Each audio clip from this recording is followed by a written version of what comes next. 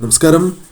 July 17 അതായത് നാളെ കർക്കിടക മാസം ആരംഭിക്കുകയാണ്. കർക്കിടക മാസവുമായി ബന്ധപ്പെട്ട് നോക്കുമ്പോൾ ചില കാര്യങ്ങൾ ചെയ്യുന്നത് വളരെ ദോഷകരമായി ഭവിക്കും. അതായത് കർക്കിടക മാസത്തിൽ ചെയ്യാൻ പാടില്ലാത്തതായ ചില കാര്യങ്ങളുണ്ട്. അതേക്കുറിച്ചാണ് ഈ അധ്യായത്തിലൂടെ ഇനി പരാമർശിക്കാനായി പോകുന്നത്. ഞാൻ ഈ പരാമർശിക്കുന്ന കാര്യം ചെയ്യുകയാണ് എങ്കിൽ അത് നിങ്ങൾക്ക് ദുരിതപൂർണമായ അവസ്ഥ വർദ്ധിക്കുന്നതിനോ അല്ലെങ്കിൽ ദുരിതങ്ങൾ ജീവിതത്തിലേക്ക് വന്ന് ചേരുന്നതിനോ കാരണമായി തീരും. അതിനാൽ ഈ കാര്യം പ്രത്യേകം ശ്രദ്ധിക്കണം. ഏവരും ഒരു നിമിഷം ശ്രീരാമജയം എന്ന കമന്റ് ബോക്സിൽ രേഖപ്പെടുത്തുവാൻ ശ്രമിക്കുക. ആദ്യത്തേതായ കാര്യം, ഈ മാസം കള്ളം പറയരുത് എന്നുള്ളതാണ്. കള്ളം ഒരിക്കലും പറയാൻ പാടുള്ളതല്ല. പ്രത്യേകിച്ചും ഈ മാസം പറയുന്നതിലൂടെ അത് നിങ്ങൾക്ക് കൂടുതലായും ദോഷകരമായി ഭവിക്കും എന്നുള്ളതാണ്. നിങ്ങൾക്ക് ഒഴിവാക്കാൻ പറ്റാത്തതായ ഒരു സിറ്റുവേഷനാണ് ഉള്ളത് എങ്കിൽ അവിടെ നിന്നും നിങ്ങൾ ഒഴിവായി പോവുക എന്ന കാര്യമാണ് ചെയ്യേണ്ടത്. ഒരിക്കലും കള്ളം പറയാൻ പാടില്ല എന്ന കാര്യം പ്രത്യേകം നിങ്ങൾ ഓർക്കണം. അനാവശ്യമായ തർക്കങ്ങൾ, അത്തരം കാര്യങ്ങൾ അല്ലെങ്കിൽ കലഹങ്ങൾ തുടങ്ങിയ കാര്യങ്ങൾ ഒഴിവാക്കേണ്ടതായ ഒരു സമയം കൂടിയാണ് ഇത്. അനാവശ്യമായ തർക്കങ്ങൾ, ഇത്തരം കാര്യങ്ങൾ നിങ്ങൾ ചെയ്യുകയാണ് എങ്കിൽ അത് നിങ്ങൾക്ക് കൂടുതൽ ദോഷകരമായി ഭവിക്കും എന്നുള്ളതാണ്. അതിനാൽ ഇത്തരം കാര്യങ്ങൾ നിങ്ങൾ ചെയ്യാൻ പാടില്ല എന്ന കാര്യം പ്രത്യേകം ഓർക്കണം. ചില വാക്കുകൾ പ്രത്യേകിച്ചും വീടുകളിൽ പറയുന്നത് ദോഷകരമായി ഭവിക്കും എന്നുള്ളതാണ്. അതേക്കുറിച്ചുകൂടി പരാമർശിക്കേണ്ടതായിട്ടുണ്ട്. ചില വാക്കുകൾ പ്രത്യേകിച്ചും ഈ സമയം പറയുകയാണ് എങ്കിൽ അത് നിങ്ങൾക്ക് നെഗറ്റീവായ ഊർജം വർദ്ധിക്കുന്നതിന് കാരണമായി തീരും. ചില കാര്യങ്ങൾ കഴിഞ്ഞു അല്ലെങ്കിൽ വാങ്ങണം, തീർന്നു, ഇങ്ങനെ കഴിഞ്ഞു എന്ന രീതിയിൽ പറയാൻ പാടുള്ളതല്ല. വാങ്ങണം എന്നാണ് പറയേണ്ടത്. തീർന്നു ഇത്തരത്തിൽ പറയാതിരിക്കുവാൻ ശ്രദ്ധിക്കണം. ആ കാര്യം വാങ്ങണം എന്ന രീതിയിൽ പറയുകയാണ് എങ്കിൽ അത് ശുഭകരമായി ഭവിക്കും. ഇല്ലാണ്ടായി, കഴിഞ്ഞു, തീർന്നു ഇത്തരത്തിൽ നെഗറ്റീവായ കാര്യങ്ങൾ അഥവാ നെഗറ്റീവായ ഊർജം വർദ്ധിപ്പിക്കുവാൻ കാരണമാകുന്ന ഇത്തരം വാക്കുകൾ പറയാതെ വാങ്ങണം എന്ന് പ്രത്യേകം തന്നെ എടുത്തു പറയുവാൻ നിങ്ങൾ ശ്രദ്ധിക്കണം. ഏതൊരു കാര്യം ചെയ്യുമ്പോഴും അതിൽ ഒരു വ്യക്തത നിങ്ങൾക്ക് ഉണ്ടാകേണ്ടത് അനിവാര്യമാണ്.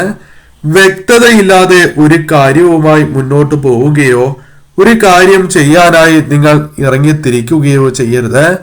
വ്യക്തമായതിനു ശേഷം, അതേക്കുറിച്ച് കൂടുതൽ മനസ്സിലായതിനു ശേഷം മാത്രമേ മുന്നോട്ട് പോകാൻ പാടുള്ളൂ എന്നുള്ളതാണ്. അത് ഏതൊരു കാര്യവുമായി ബന്ധപ്പെട്ടാണ് എങ്കിലും മുതിർന്നവരെ എപ്പോഴും ബഹുമാനിക്കേണ്ടത് അനിവാര്യമാണ്.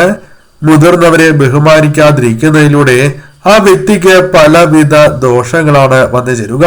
അതിൽ പ്രധാനമായും പരാമർശിക്കുവാൻ സാധിക്കുന്നത് പിതൃപ്രീതി ഇല്ലാതാകുന്നു എന്നുള്ളതാണ്. പിതൃക്കളുടെ അനുഗ്രഹം ആ വ്യക്തിയുടെ ജീവിതത്തിൽ നിന്നും നഷ്ടമാകുന്നതിന് കാരണമായി തീരും എന്നതാണ് വാസ്തവം. അതിനാൽ തന്നെ മുതിർന്നവരെ ബഹുമാനിക്കാതിരിക്കരുത് എന്ന കാര്യം പ്രത്യേകം ഓർക്കണം. മുതിർന്നവരെ ബഹുമാനിച്ച് തന്നെ നിങ്ങൾ മുന്നോട്ട് പോകേണ്ടത് അനിവാര്യമാണ് എന്നുള്ളതാണ്. സ്ത്രീകളെയും കുട്ടികളെയും അനാവശ്യമായി നിങ്ങൾ വിഷമിപ്പിക്കുവാൻ പാടുള്ളതല്ല. സ്ത്രീകളുടെയും കുട്ടികളുടെയും മനസ്സ് വിഷമിപ്പിക്കുന്നത് നിങ്ങൾക്ക് വളരെ വലിയ ദോഷം ചെയ്യും എന്നുള്ളതാണ്. അതിനാൽ അത്തരം കാര്യങ്ങളിൽ ശ്രദ്ധ പുലർത്തി നിങ്ങൾ മുന്നോട്ട് പോവുക. സ്ത്രീകളെയും കുട്ടികളുടെയും മനസ്സ് വിഷമിപ്പിക്കുകയോ അവരെ ഉപദ്രവിക്കുകയോ ചെയ്യാതിരിക്കണം എന്ന കാര്യം പ്രത്യേകം ഓർക്കുക. ഇത്തരത്തിൽ ഉപദ്രവിക്കുകയോ മനസ്സ് വിഷമിപ്പിക്കുകയോ ചെയ്യുകയാണ് എങ്കിൽ തീർച്ചയായും നിങ്ങൾക്ക് പല വിധത്തിലും തിരിച്ചടികൾ ജീവിതത്തിലേക്ക് കടന്നു വരും എന്നുള്ളതാണ്. മൃഗങ്ങളെ ഉപദ്രവിക്കുന്നതും ദോഷകരം തന്നെയാണ്. അതിനാൽ മൃഗങ്ങളെ ഉപദ്രവിക്കാതിരിക്കുവാൻ അല്ലെങ്കിൽ അത്തരം കാര്യങ്ങൾ തീർച്ചയായും നിങ്ങൾ ശ്രദ്ധിക്കേണ്ടതായിട്ടുണ്ട്.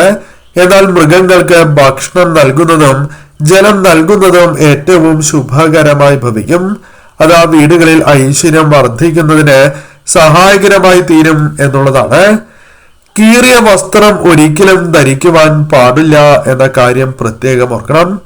കീറിയ വസ്ത്രങ്ങളാണ് നിങ്ങൾക്ക് അല്ലെങ്കിൽ അത്തരം വസ്ത്രങ്ങളുണ്ട് എങ്കിൽ അവ തുന്നിയതിന് ശേഷം നിങ്ങൾക്ക് ഉപയോഗിക്കുന്നതിൽ യാതൊരുവിധ തെറ്റുമില്ല. എന്നാൽ അല്ലാതെ ഉപയോഗിക്കുകയാണ് എങ്കിൽ അല്ലെങ്കിൽ കേടുപാടുകൾ സംഭവിച്ചതായ വസ്ത്രങ്ങൾ ധരിക്കുന്നത് ശുഭകരമായി ഭവിക്കില്ല. നെഗറ്റീവായ ഊർജം വർദ്ധിക്കുന്നതിനും ഈ മാസം കൂടുതലായും ദുരിതങ്ങൾ വന്നു ചേരുവാൻ അത് കാരണമായി തീരും എന്നുള്ളതാണ്. മുഷിഞ്ഞ വസ്ത്രങ്ങൾ വീടുകളിൽ കൂട്ടിയിടുന്ന ചിലരുണ്ട്.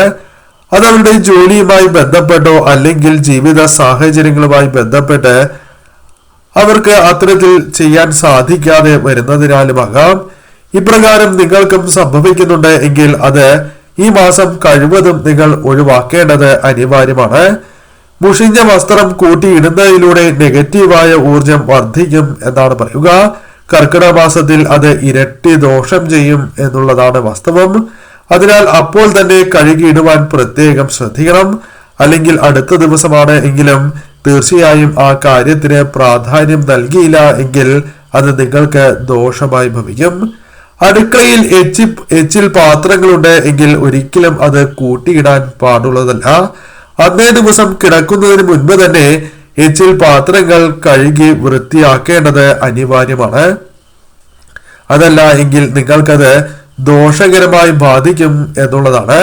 അതിനാൽ അടുക്കളയിൽ എച്ചിൽ പാത്രങ്ങൾ ഇടാതിരിക്കുവാൻ അല്ലെങ്കിൽ അത്തരത്തിൽ കാര്യങ്ങൾ ഉണ്ടാകാതിരിക്കുവാൻ ശ്രദ്ധിക്കണം. അടുക്കള എപ്പോഴും വൃത്തിയായി തന്നെ സൂക്ഷിക്കേണ്ടത് അനിവാര്യമാണ്. അതല്ല എങ്കിൽ അത് നിങ്ങൾക്ക് ദോഷമായി ഭവിക്കും. പ്രത്യേകിച്ച് മഹാലക്ഷ്മി കടാക്ഷം നഷ്ടമാകുന്നതിന് കാരണമായി തീരും.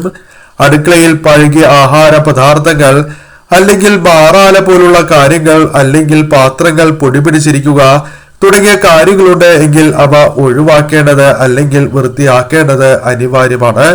പ്രത്യേകിച്ചും അടുക്കള തുടച്ചതിന് ശേഷം പ്രത്യേകിച്ചും മഞ്ഞൾ ജലം അല്ലെങ്കിൽ പച്ചക്കർപ്പൂരമിട്ട ജലം തളിക്കുന്നതും ഏറ്റവും ശുഭകരമായി ഭവിക്കും എന്നുള്ളതാണ്.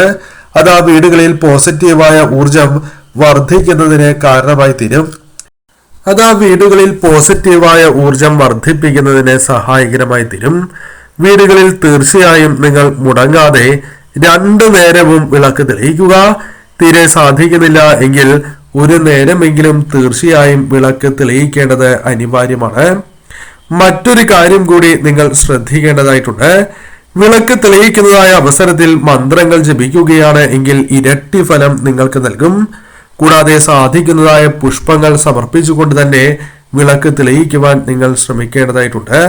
സാധിക്കുന്ന അവസരങ്ങളിലെല്ലാം തന്നെ ക്ഷേത്ര ദർശനം നടത്തുന്നതും വിശേഷമാണ്. സാധിക്കുമെങ്കിൽ നിത്യവും 1 നേരമെങ്കിലും ക്ഷേത്ര ദർശനം നടത്തുവാൻ നിങ്ങൾ ശ്രദ്ധിക്കേണ്ടതായിട്ടുണ്ട്. കൂടാതെ മറ്റൊരു കാര്യം കൂടി ശ്രദ്ധിക്കേണ്ടതായിട്ടുണ്ട്. കടം ഈ സമയങ്ങളിൽ അഥവാ കർക്കിടക മാസത്തിൽ വാങ്ങുന്നത് അത്ര ശുഭകരമായി ഭവിക്കില്ല എന്നുള്ളതാണ്. അതിനാൽ സാധിക്കുമെങ്കിൽ ഈ മാസം വാങ്ങാതിരിക്കുന്നതാണ് ശുഭം. അത് സാധിക്കുന്നുണ്ട് എങ്കിൽ അത് നിങ്ങൾക്ക്, അതായത് കടം വാങ്ങാതിരിക്കുകയാണ് എങ്കിൽ അത് ശുഭകരമായി ഭവിക്കും എന്നുള്ളതാണ്. ഈ കാര്യങ്ങൾ പ്രധാനമായും നിങ്ങൾ ശ്രദ്ധിക്കേണ്ട ഒരു മാസം തന്നെയാണ് കർക്കിടക മാസം. കാരണം ഈ മാസം പ്രത്യേകിച്ചും ഈശ്വരാധീനം വർദ്ധിപ്പിക്കുവാൻ സാധിക്കുന്ന ഒരു മാസമാണ്. അതിനാൽ തന്നെ നിങ്ങൾ ഈ സമയം ഈശ്വരനെ ഭജിച്ച് മുന്നോട്ട് പോകുന്നതിലൂടെ ഈശ്വരാധീനം വർദ്ധിക്കും. അതായത് നാൾക്ക് നാൾ വർദ്ധിക്കുന്ന സാഹചര്യങ്ങൾ വന്നു ചേരും. എന്നാൽ ഈ പരാമർശിച്ചിരിക്കുന്നതായ തെറ്റുകൾ ചെയ്യുകയാണ് എങ്കിൽ നിങ്ങളുടെ ജീവിതത്തിൽ അത് ദുരിതപൂർണമായ അവസ്ഥയ്ക്ക് കാരണമായി തീരും. ഈ കാര്യങ്ങൾ ശ്രദ്ധിച്ച് മുന്നോട്ട് പോവുക.